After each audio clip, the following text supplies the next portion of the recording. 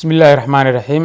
madaxweynaha jamhuuriyadda soomaaliya mudane maxamed cabdulaahi maxamed ayaa maanta waxa uu dib u habeyn ku sameeyey qaar ka mid ah hay-adaha amniga iyo maamulka madaxtooyada qaranka. wareegto kasoo baxday xafiiska madaxweynaha ayaa magacaabis iyo xilka qaadis lagu sameeyey mas-uuliyiinta magacyadoodu ay hoos ku qoran yihiin.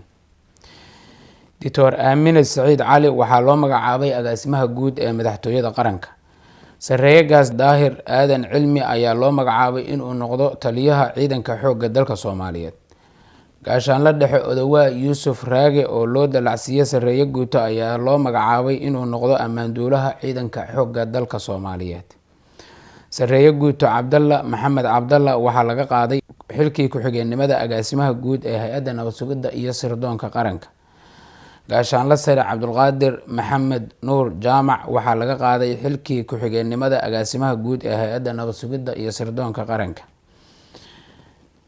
Laga bilaabo maanta oo ay taariikhdu tahay 15 bisha 8 2018 waxa uu madaxweynuhu u magacaabay Fahad Yaasiin inuu noqdo ku-xigeenka agaasimaha guud ee hay-adda nabad sugidda iyo sirdoonka qaranka. Sareeye Guuto Saciid Axmed Kediya ayaa loo magacaabay taliye ku-xigeenka ciidanka booliska Soomaaliyeed.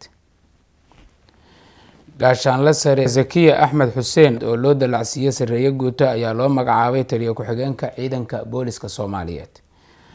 Gaashaanle sare Xasan Nuur Colijoog ayaa loo magacaabay taliyaha ciidanka badda Soomaaliyeed. wabilaahi towfiiq.